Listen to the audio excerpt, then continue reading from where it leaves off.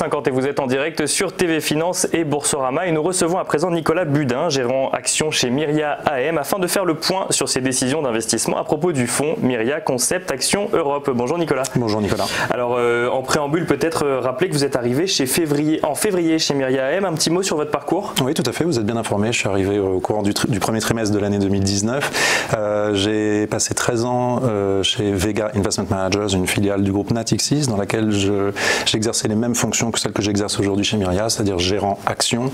Là-bas, un fonds action sur la zone euro et ici un fonds action sur la zone Europe, c'est-à-dire avec la Grande-Bretagne et la Suisse en plus. Alors on va parler un petit peu de votre réaction sur l'actualité économique ou de la façon dont vous allez gérer ce fonds Myria Concept Action Europe. Juste avant, votre approche quand il s'agit de gérer un fonds, est-ce que vous pouvez nous la définir en deux mots? Très simplement ou très brièvement, je dirais que c'est une approche top-down en bon français, c'est-à-dire je partirai d'abord d'une analyse macro évidemment et puis en tout cas d'une analyse sectorielle. On regarde un petit peu les positions qu'on veut avoir sur chacun des secteurs, sur exposé, sous-exposé, exposé ou pas, et ensuite une approche fondamentale sur les valeurs de chacun des secteurs qui permettra de sélectionner certaines valeurs.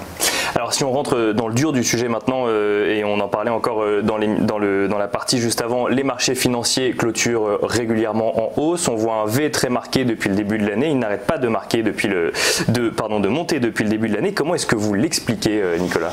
Alors on le voit, oui, depuis le premier trimestre, enfin, sur la période du premier trimestre, les marchés ont monté de 13% en Europe, après avoir perdu 11% au dernier trimestre de l'année précédente, 2018. Donc comme vous disiez, un V. On est revenu au niveau précédent de la baisse du dernier trimestre 2018. Il y a plusieurs façons d'expliquer. Les points principaux, selon nous, seraient d'abord que en fait, le marché s'est focalisé sur les mauvaises nouvelles et a vu les nouvelles de façon négative l'année dernière et s'est inquiété de ces éléments-là.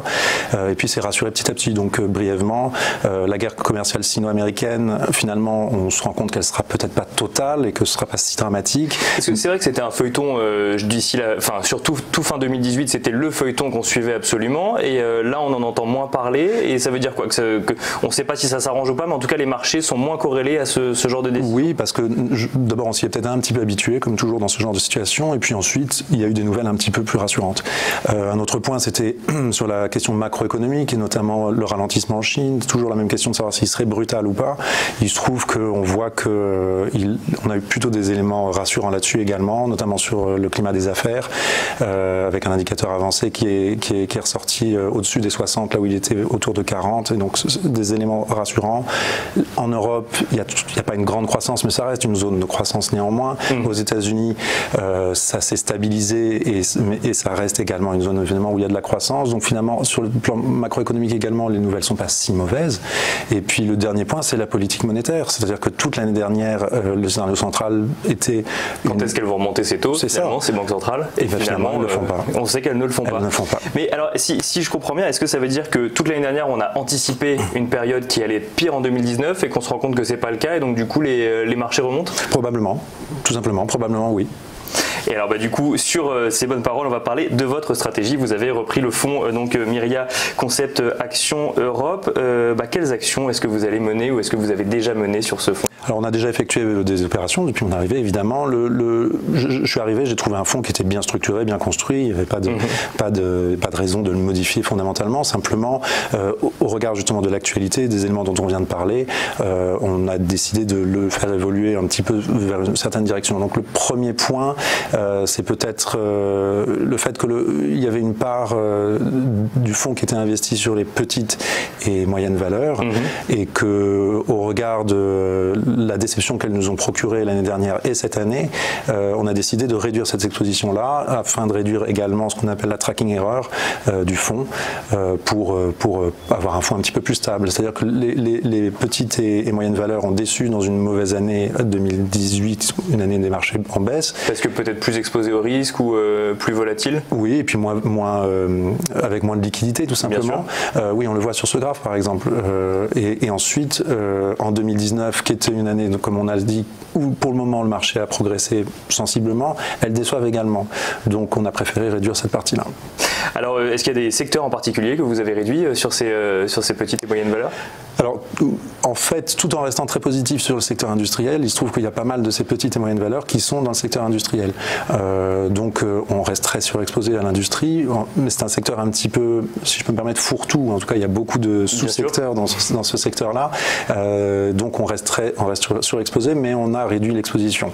Les petites valeurs qu'on a sorties, c'est des valeurs comme Europcar, on a réduit une valeur comme Serco, on a réduit IS, enfin, c'est pas une toute petite valeur, mais ISS qui n'est pas non plus très grosse, etc. Donc pas mal de réductions et de lignes en moins sur ces sujets-là. Alors on en parlait tout à l'heure, on est toujours dans un contexte de taux bas. Est-ce que ce contexte de taux bas vous a fait prendre telle ou telle action sur le fond? Oui, évidemment, et notamment à la suite des changements et des revirements, on pourrait dire, de la Fed et de la BCE qui a emboîté le pas. Tout simplement, sur le secteur financier, par exemple, on a un petit peu remonté l'exposition malgré ces taux bas, mais par le biais en tout cas au travers des assurances. Bien sûr. Parce qu'on considère que les assurances bénéficient malgré tout de ces taux bas, notamment par mécaniquement la revalorisation de leur portefeuille obligataire. Sur la partie banque, là, on reste fortement sous-exposé, avec l'idée que ça reste compliqué pour des banques de gagner de l'argent dans un monde où les taux sont bas, voire négatifs. Un autre secteur qui parle tout de suite lorsque l'on pense au taux bas, c'est l'immobilier. Bien sûr. Il se trouve que l'on n'était pas exposé à ce secteur-là, qui est un secteur qui a déjà bien performé, mais qu'avec la confirmation de ces taux bas, on a décidé de s'y exposer à travers des valeurs comme Unibail en France ou Aroundtown en Allemagne. Et donc c'est une petite exposition, mais on a commencé à mettre un pied dedans, si je puis dire. Oui, c'est vrai que l'immobilier, bon, ça a déjà beaucoup performé, mais on voit mal comment ça pourrait ne pas continuer à performer aujourd'hui. Oui, tout à fait. Le niveau des taux est fondamental pour ce secteur, évidemment, et là il nous incite à penser que le secteur continuera à avoir des marges de manœuvre grâce à ces taux, et puis que les prix ne baisseront pas drastiquement. Puis ensuite on a voulu... C'est une bonne nouvelle pour le secteur, une moins bonne nouvelle pour les particuliers, mais probablement, mais ensuite on peut s'exposer également au secteur au travers des particuliers, mais au travers également de tout ce qui est bureau ou commercial, etc. C'est ce qu'on a fait avec un Aroundtown qui est pas mal exposé en Allemagne dans ces domaines-là. Alors donc on a parlé des valeurs financières, on a parlé de l'immobilier, on a parlé des valeurs industrielles. Est-ce qu'il y a d'autres secteurs que vous avez ciblés en particulier sur ce fonds? Oui, on a sensiblement remonté la partie pétrole avec une double idée. Le pétrole est un secteur qui est naturellement exposé à la croissance économique mondiale. Je trouve que le scénario reste quand même une croissance globale, même s'il y a ralentissement, ou en tout cas là, il y a croissance économique mondiale. Ensuite, c'est un secteur qui s'est énormément réformé ces dernières années avec la chute du baril et qui aujourd'hui gagne de l'argent et se porte bien avec un baril beaucoup plus bas que précédemment. Et aujourd'hui, avec des niveaux de baril même à 60, les sociétés du secteur se portent très bien. Donc là, on a investi principalement d'ailleurs exclusivement pour le moment dans les valeurs, les pétrolières dites intégrées, c'est-à-dire les gros mastodontes, et donc Total, BP en Grande-Bretagne ou Royal Dutch. Alors est-ce que dans le siège du pétrole, vous vous êtes dit que l'automobile pouvait être également un secteur où investir? C'est une bonne transition, oui. L'automobile, là pour le coup, c'est un secteur qui est complètement mal aimé du marché, qui a extrêmement mal performé l'année dernière, qui s'est un petit peu repris cette année, mais qui reste sur des tendances qui sont mauvaises. Et on pense que sur le plan de ce qu'attend le marché, le consensus est un petit peu trop élevé encore sur ce secteur. Et donc on voit mal comment on pense qu'il va y avoir encore besoin de réduire les prévisions, les attentes du marché. Et donc on est très peu exposé au secteur. On n'est pas exposé aux constructeurs, si ce n'est par FFP, au travers d'FFP sur Peugeot.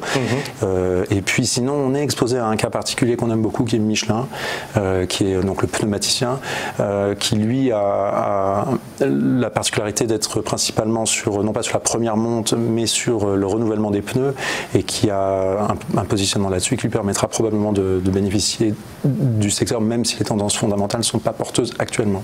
Alors on a parlé, Nicolas, des actions que vous avez eues sur ce fonds. Vous êtes venu avec deux exemples d'investissement, Pernod Ricard et Puma. Il nous reste quelques minutes, je vous propose de les commenter ensemble. On commence avec Pernod Ricard qui va apparaître à l'écran. L'idée derrière Pernod Ricard, c'est pareil, c'est une double idée. C'est-à-dire sur le plan du secteur, d'abord, ça nous plaît parce que c'est un secteur de la boisson et un segment au sein de la secteur de la boisson qui est un segment des spiritueux, qui a de notre point de vue actuellement plus d'intérêt et plus de valeur que la partie brasseur. Pernod Ricard est très exposé aux émergents, est exposé notamment à la Chine. On vient de le voir, la Chine, la situation reste quand même très porteuse. Et puis, donc c'est le numéro 2 mondial, Pernod Ricard, numéro 2 mondial des spiritueux, avec des marques fortes, emblématiques. Et puis, il y a aussi un événement interne à la boîte, une société qui est en train de se restructurer, qui est en train de travailler sur son portefeuille et pour laquelle nous considérons que les marges seront amenés à progresser sensiblement dans les trimestres à venir. Et alors pour conclure, un commentaire sur Puma également, dans lequel vous avez décidé. Puma, donc on est dans la consommation, c'est un domaine dans lequel on a envie d'être exposé, et le fait est qu'on était exposé au travers d'Adidas sur lequel on a décidé de prendre nos bénéfices parce que la valeur avait bien performé. On s'est exposé, on a décidé de rester sur le secteur, du coup on s'est investi sur Puma numéro 3 mondial dans le segment, qui est également dans une bonne dynamique, notamment au niveau de la notoriété, qui a probablement à gagner encore en notoriété, qui le fait au travers de partenariats avec des gens célèbres ou avec des équipes de sport qui sont probablement très importantes, et avec un travail ensuite sur les marges qui, elles, devraient progresser sensiblement également dans les trimestres à venir. Merci beaucoup Nicolas Budin pour votre analyse. C'est moi qui vous remercie. Et je rappelle que vous êtes gérant action chez Myria AM.